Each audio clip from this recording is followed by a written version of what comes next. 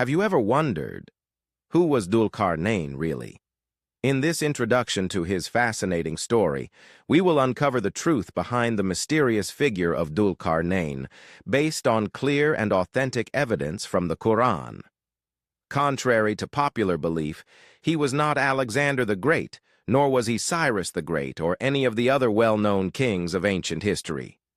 DhulQarnain lived during the time of the prophet David and prophet Solomon.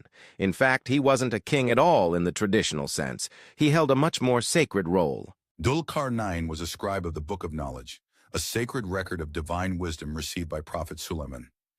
Every revelation, every insight granted to Prophet Suleiman was carefully recorded by him. But he wasn't just a scribe. By the will of Allah, DhulQarnain was also granted permission to practice the knowledge written in that book. This trust was not given lightly. It was because DhulQarnain was blessed with extraordinary karama, a divine favors granted only to the righteous. In Surah verse 39, Allah says to Prophet Solomon, "We said this is our gift, so give or withhold without account."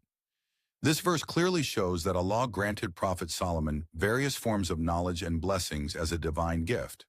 Along with this gift, he was given full authority to share that knowledge with whomever he wished, or to withhold it as he saw fit.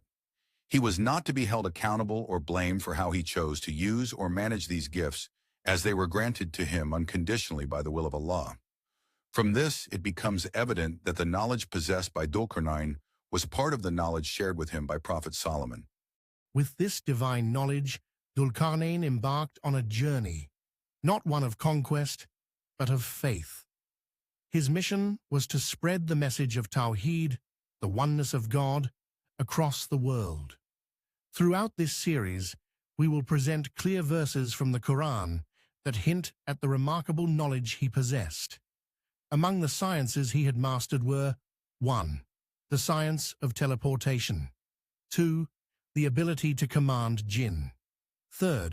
Engineering and construction using jinn technology. 4th, mastery of metals, copper and iron. 5.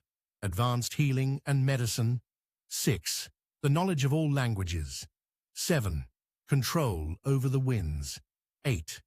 All this knowledge was inherited directly from the Prophet Solomon and Prophet David. Based on Quranic accounts, we'll follow his journey westward to where the sun sets and eastward to where it rises. We'll witness how he encountered a mysterious people between two mountains who begged for his help to build a mighty barrier, one that would separate them from the chaotic tribes of Gog and Magog, Yakjuj and Ma'juj. All of this is recorded in the Qur'an. As Muslims, it is vital that we understand who DhulQarnain truly was, as described by the Qur'an, not through legends or misidentifications. Knowing his true identity helps protect our faith and understanding.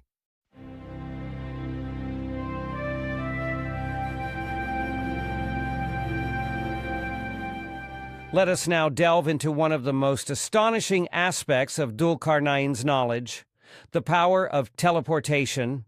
To understand this, we turn to the Qur'an, specifically verses 38 to 40 of Surah An-Naml, that is chapter 27, where a fascinating scene unfolds in the court of Prophet Solomon.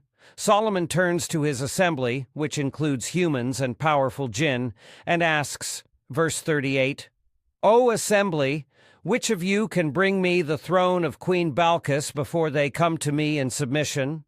Immediately, a mighty jinn named Ifrit steps forward. Verse 39, "I will bring it to you before you rise from your seat. I am truly strong and trustworthy." But then another individual steps forward, one not known for brute strength but for divine knowledge. Verse 40, "The one who had knowledge of the book said, I will bring it to you before your glance returns to you in the blink of an eye. And when Suleiman saw the throne placed before him, he said, This is by the grace of my Lord." This moment is not just about a miraculous event. It's a deep insight into a sacred power. Teleportation is real, by the will of Allah. The jinn, through raw strength, could move the throne swiftly.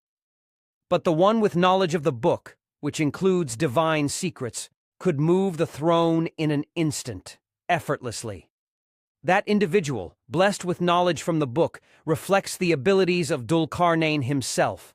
As someone entrusted with and permitted to use such sacred knowledge, it's clear that DhulQarnain possessed the power of teleportation, moving through vast lands on his divine mission in a way no ordinary man could. As the recorder and guardian of Prophet Solomon's Book of Knowledge, DhulQarnain was granted divine permission to practice and apply the wisdom contained within it.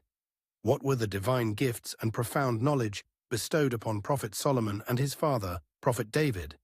And how did DhulQarnain inherit and master this sacred legacy? Join us in Episode 2, Who Was DhulQarnain? The Truth Revealed. In this episode, you'll uncover compelling evidence from the Qur'an that reveals DhulQarnain's mastery of knowledge passed down from two great prophets, Solomon and David, peace be upon them. Don't forget to like, share, and repost this video so more people can learn the true story behind DhulQarnain. And please leave your thoughts in the comments below. Your feedback helps us improve future episodes. Thank you for watching.